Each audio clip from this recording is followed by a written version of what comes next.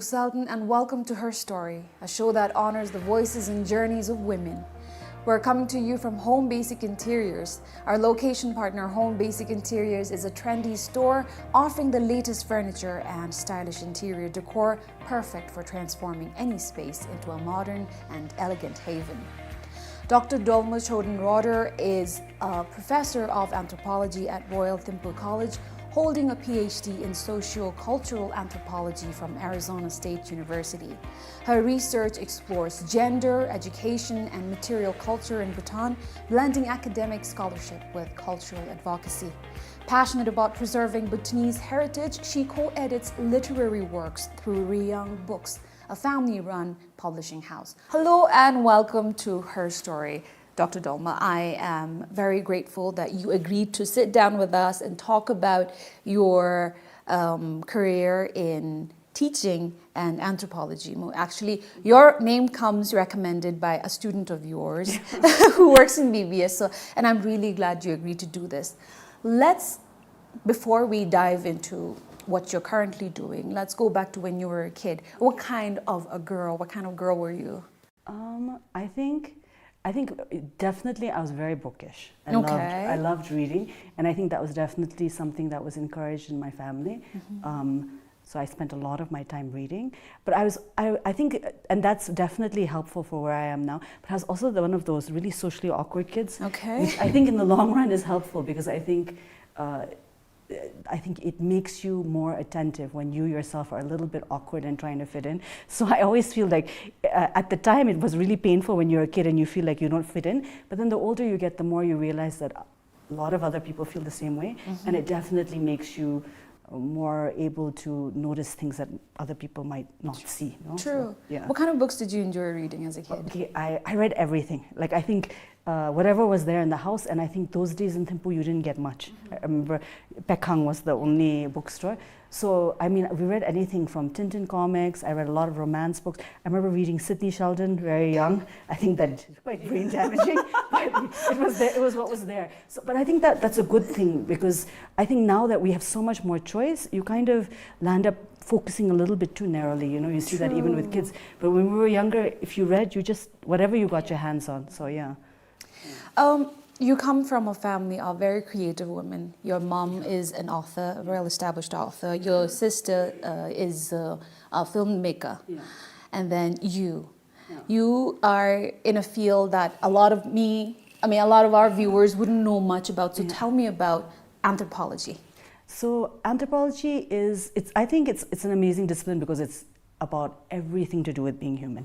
So, I mean, I think in the introduction you said that I study sociocultural anthropology. That's just one aspect of it, because of course humans are also biological beings. So physical anthropology looks at what it means to be human from that biological standpoint, including looking at like genetics, human evolution, and then you have people who are focused on language, because that's something that is uniquely human. I mean, they keep saying, you know, you read news articles every now and then that monkeys have learned to speak, but they don't communicate in the same way, with the same level of symbolism and complexity that humans do. So there are a lot of anthropologists who study that. And I think that makes it kind of an interesting field, because it connects to almost everything about human life. Yeah. So you have people who study things like politics. You have people who study like me, like education. You have people who look at things like food or subsistence practices. So it kind of looks at almost anything that makes us human beings. Yeah. When people think of anthropology, it's quite close to archaeology. Yes, so it kind of depends on which countries' traditions you're looking at. So different countries organize it differently, and in some places it's considered two different fields, definitely connected. But I studied in the United States, and there it's considered this approach that has 4 fields, and archaeology becomes one of the 4 fields. Oh. So it's looking at what it means to be humans in the distant past. And what's really interesting with archaeology is you're looking at a time when there's often no written history, so you really only have the things that people leave behind, whether it's their material goods or their remnants of their buildings, or even there's so much you can tell from human remains. Like bones tell you all sorts of things about who people were, what age they were when they died, how they died. So it's kind of connected. I think the whole field is kind of like this broad spectrum where it's all got these interesting connections between them. You teach the subject at RTC, one of the only, or perhaps the only university or college in the country where that subject is taught. Yeah. What hopes do you have for children who are taking those classes? I mean, I think it sort of depends what they want to do. I think the nice thing with a field that is that broad is that it opens up a lot of different avenues. And I think, so a lot of them go into very, very different areas. Like you were saying, one of my students is working with UNBBS, so that's one person. Quite a few of them have gone on to work in CSOs. There's some in government service. There's even people go off and start businesses. Because I think what you learn from it, at least at the undergraduate level, is you learn to be a critical thinker, you learn to be a better reader. And I think one of the most important is that you learn empathy for other human beings. And that is like useful in every single field, that ability to connect with people, to see things from their perspective. And I think a lot of the students will tell you at the end of their degree that that's what they feel. And the other thing I think it does is it makes you very adaptable, like because it sort of emphasizes this idea of learning from your context how to behave. I think it actually allows you to fit yourself into a lot of different situations. Yeah. You studied anthropology in US, right? For my undergraduate in Australia and then graduate school in the US. I see. And then you decided to bring it here. Did you feel like you could make a career out of it here? Because we don't have a lot. No. I think I was quite naive. I think when I started it, what I thought I would do was work in museums. And there was, at the time when I was getting my undergraduate degree, there was a lot of interest in Bhutanese material culture. So there were people here doing research on things like kiras and like architecture and all of that. So I think that's the direction I imagined going, would be more working in sort of a field where you were looking at material culture more specifically. So I hadn't pictured that it would be possible to have a degree to teach here, you know, that I think that wasn't part of my imagination, so I'm really lucky that it became possible. You said you were quite introverted as a kid, yes. Right? Not introverted. I mean, unfortunately, I was socially awkward and extroverted. It's not a good combination. Oh, wow. How does that look, though? Lots of embarrassing childhood stories. So you then, I mean, teaching must have come naturally to you because you enjoyed I do enjoy teaching a lot. And I think there are people who, the first time they're in the classroom, they feel like, I'm very comfortable here. And that's definitely true for me. I think the first time I taught was right after high school, and I taught high school science. That time there was like a little bit of a teaching crunch, and so they had lost a lot of teachers. I'm not totally sure why, but I remember thinking, this is something that I'll enjoy. And it was only for 6 months, but I was thinking, this is something that I like doing, like being able to explain things to people, and yeah. Wow, and then you went to RTC to do that with older kids. Yeah, much older kids, yeah. Let's zoom out and look at anthropology in the country. How does the subject anthropology relate to the current situation in the country practically? Is there anything that's happening? Because I'm sure a lot of people don't know. Yeah, no, I think that's a really great question. I think the really interesting thing is that anthropology, one aspect of it, specifically the part that I'm sort of more trained in, is looking at culture. And I think that's really important in Bhutan. And I think it's something that we really value, but it's also something that we see changing quite quickly. So I think it's useful both in terms of thinking about our cultural history, our heritage. There are a lot of anthropologists interested in documenting things like, for example, folk tales or folk songs, or like sort of craft traditions that are going away. But then there are also anthropologists that are interested in understanding what cultural change means. Why do people do the things they do? Like one really interesting phenomenon that I'm, I don't know, interested in sounds like the wrong word, but the migration is really interesting, and what that's going to mean for Bhutanese culture, particularly with such a large population living outside and raising their children outside. I mean, that's very, very interesting. And I think there are really interesting things happening with it in terms of like the way in which they practice religion. I mean, they seem to be taking it even more seriously than those of us in Bhutan in terms of like organizing large rituals and all. So I think it offers that insight. I also think archaeology is really understudied in Bhutan. I think there's a lot about our past that we don't know that would be really interesting to find out. I mean, we've only got one trained archaeologist in the country, and that's Dr. Kinga.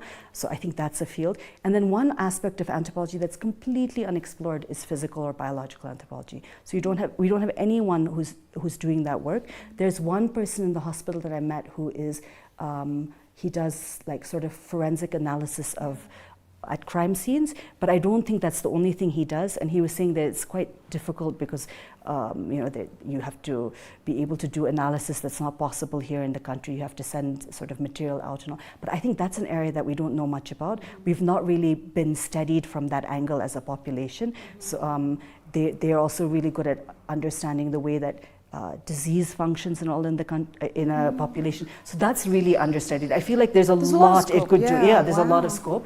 And there are areas that are really well explored, like the cultural side, which I think people already know the opportunities there. But I feel like there's other aspects that are really lost. And the other one is the linguistic. I mean, we're losing languages really, really fast in this country. Like I think they were saying that recently, my students and I had read this article about Olek, which is a language in Wangdi, and in the article it had said there are only 2 speakers left, and then one of the students said, "Oh, actually, there's none. The one woman who still spoke it has passed away." So, I mean, those sorts of things are really kind of urgent, I think, in terms of documenting. Wow. Like you mentioned the scopes here, but there's very few people who've actually pursued archaeology or anthropology as a career and are actually practicing it. You might not have a community in the country to actually... Actually, that's not completely true. There's some very interesting people. I think anthropology is interesting because a lot of Bhutanese who've studied it have kind of done it independently. They've not necessarily gone the regular route. I mean, Dr. Kinga is a good example. I think she kind of found her own scholarships. And then we have a lot of people switching to anthropology at the master's and PhD level, like Dr. Dorji Pendra is a good example. There's several others who've gone on to get their degree at ANU. So there is a really, really nice group of people. And I think it's kind of maybe biased to say that I really like the people in my field. They're very nice to each other. They're very interested in each other's work. They're very supportive. So, I mean, it's not a big community, but I think it's a growing one. But do you ever consult with each other? Yeah, we do. Yeah. So we definitely do talk to each other. Sometimes informally, sometimes there's more formal settings. But yeah, I think it's a small but hopefully growing community of people. And the nice thing is most people in the field are really passionate about it. They really are interested in the work they're doing, what they're learning. The other thing is, I think it's one of those fields where you feel like you're a lifelong learner because there's always something new happening that is fascinating and you kind of want to trace. So I think it draws really interesting people who are open to sort of continuing to learn, continuing to explore topics. Yeah, I think it's imperative to be passionate when it comes to this field because you're a lot of it is self-driven and you're working independently more. What are some challenges though to be able to teach anthropology to students who might not necessarily go pursue it as a career or feel too passionately about it? I think a lot of undergraduate students don't land up doing exactly what they learned in college in terms of content. So I think it's often you have to think about it more in terms of skills. But I do feel that one of the biggest challenges for us at the college level is that our students don't like to read. And I think maybe this is something that they find really challenging when they get to college. And they're not just reading, but they're reading complex ideas. And so that I think is a big challenge for them. And of course, if you are not reading a lot, the writing comes more difficultly too. But I think by the time they graduate, they're all better readers. They're more thoughtful readers. Like they're not just reading it kind of at a superficial level. They're able to think about what they're reading. But I do think that's a big challenge, and I don't think it's just in my field. I think a lot of my colleagues who are teaching would say that that's a big challenge too. I agree. This is like a national concern where children aren't reading as much as they should. However, I think the younger generation, the little ones right now are hopefully going to change because I see a lot of young ones read. Not necessarily in Dzongkha, that's the unfortunate. What about achievements in your field of work? You've worked as a lecturer for how many years now? It's going to be like about 12 years, I think. 12 years. What has been a moment in those 12 years where you felt very proud of yourself? You can take a time to think about it. It could be a small incident or something big, but what sat with you and made you feel like I did? I mean, recently, this is something we do every year, but I was telling a friend I find this stressful every year, is RUB has quite a rigorous system of checking on programs. They have something called an external examiner. So someone comes from outside and they look through all of your paperwork and look at all of the things you've graded and your exam papers, and then they meet with all the students and all. And you always feel nervous. I mean, I've never had a report that's been terrible, but I feel like every time they come back and they say you're doing well, that feels like an achievement for the program as a whole. Of course, I've got like a team of really great teachers, but every year when they say things like, oh, you know, you really look after your students well, they feel like it's such a strong team, they're so confident in what they're learning in the classroom. Those sorts of things are very, I mean, it feels encouraging. And then even though it's pretty regular, every time it happens, you feel that little bit of anxiety because it does reflect on how you've done, because they look at it from so many different angles. So I think we just had that last week. So I think that's on my mind as something. Yeah. All right. Yeah. You also, I think I mentioned in my introduction that you also help with the publishing house with your family. Yes. So what do you do there? So it's it started mostly because, like you said, my mother is an author, and so she had published outside of Bhutan, but it's really difficult to get. At least when she was publishing, it was hard to get the books back to Bhutan. So a lot of the things she was writing, it was hard to get it into Bhutanese hands. So the idea was to start a publishing house where you were publishing things that were about Bhutan or for Bhutanese and to put it into their hands. And because it's family run, we don't have any employees that are not family members. So we do whatever needs to happen. I think from everything from helping with the editing to even coming up with ideas for what we could publish, to running the launch. So it's whatever needs to happen happens. I'm supposed to be doing the social media for it, but I think I'm not very good. So it's just, I mean, it's great because in some ways you get to see a book from the conception, the idea, right to the finish line. So that's great. But I don't think any of us have specific training in publishing. We're learning as we're going, yeah. I see. I read in one of the articles you've given an interview to that it went from publishing, your mother used to publish in Bangkok, then went from Bangkok to India, and now you're publishing here. Yeah. Quite an achievement. Yeah. Do you strictly publish books written by family members, or do you? No, we're the nice thing, because it's a family business and it's not really run for profit. There's absolutely no profit in publishing books in Bhutan. I think most years we either break even or lose money. But I think it's done. It's a side thing done for other reasons, right? So I think it just depends on what opportunities come up. Like, for example, Dr. Karma Pinso, his dissertation, which was on Mepham, he wanted to make it available for Bhutanese, so we landed up publishing that. We couldn't edit it because it's so complex, we couldn't always understand everything, but that was one. Then I think there's another Japanese scholar who's been in another country called Yeshiro Imaida, so he wanted to publish a little bit of his research on Japtung. We put that book out, but then we also put out his memoir. So it kind of is like, we're not actively necessarily seeking books, but sometimes these interesting projects come to us. There's also a really nice one, and I think this book is one of my favorite that we've published, but it's not very well read. There was a young guy from New Zealand, I think, who had been a teacher in, I want to say in Sirang or Dagana. I think he was a teacher in Dagana. And so he wrote a story from the perspective of one of the boys that he had taught, sort of like a really typical rural high school experience of a student, and the book's called Dorji, and I really like that book. So, and that kind of also came to us, like someone had recommended he come. So we're not like actively seeking books, but yeah. But you accept yes. Okay. Yeah. Sorry. The only one who writes in the family is my mother, really. So yeah. But then your brother-in-law is also, he's an artist. Yes, so he does the illustrations very often for the children's books. I've seen a couple of books with his illustrations. That's true. Yeah. So I'm wrong in saying it's not just. That's right.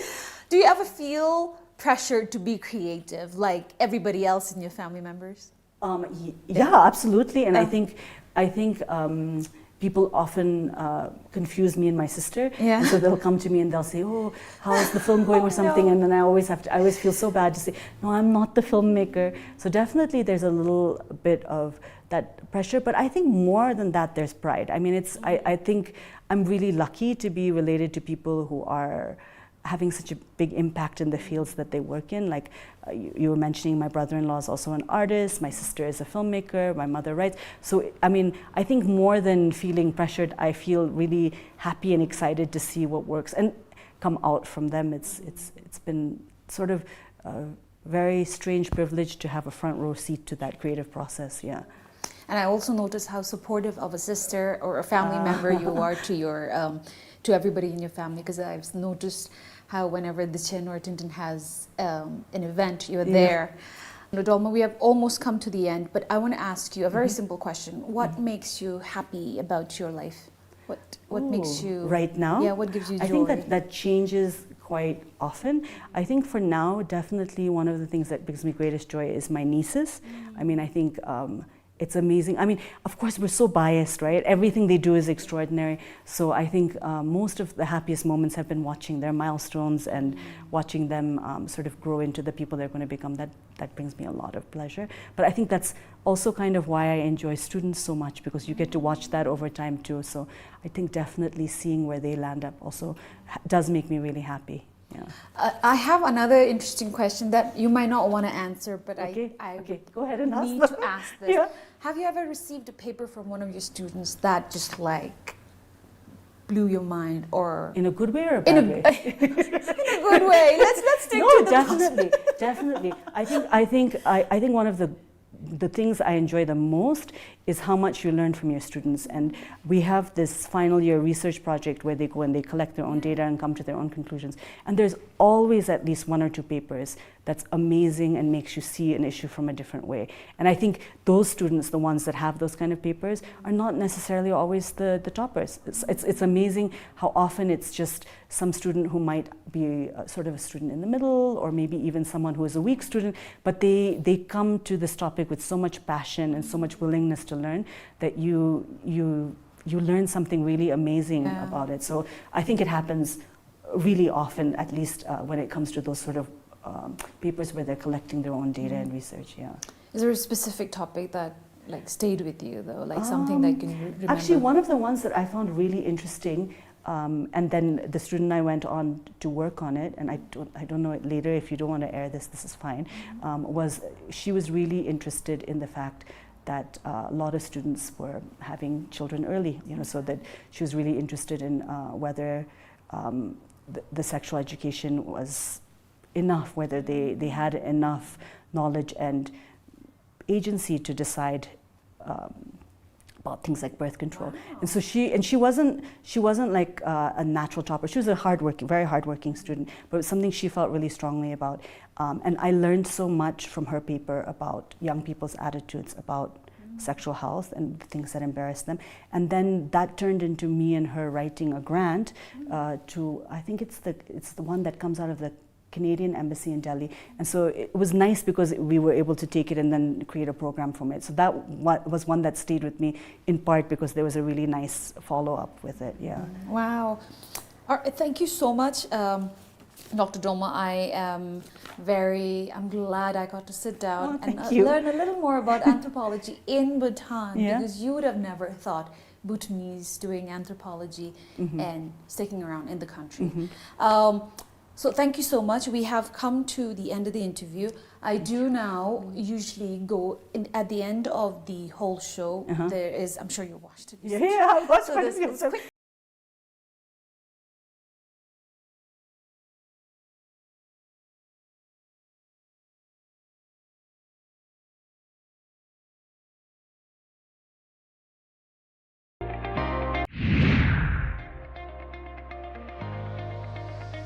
Maybe hands for feet. Or definitely I'd rather smell like pizza. I think I couldn't stand the smell myself if I smelled like a dog, wet dog, yeah. Maybe, I mean, like, I think you wouldn't be able, oh my gosh, I guess maybe lose the ones from the past. I think I'd be really, my mother's parents died way before we were born. And of course, my mother talks a lot about life during the 40s and the 50s in Bhutan. So I think that's an era that I really like to see, because I think photographs and history doesn't quite capture it, no?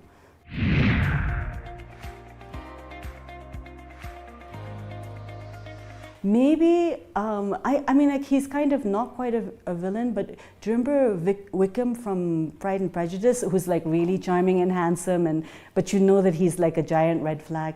Probably him. Just for dinner one night, right? Why? Just because you want to know why everyone was so charmed, right? Like, what was it about him?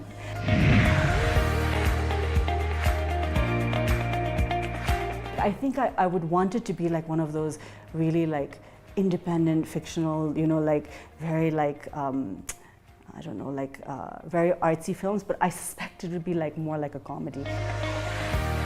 Thank you, viewers. Remember, your story is a part of the greater narrative of change and progress. Until next time, keep writing your own hair story.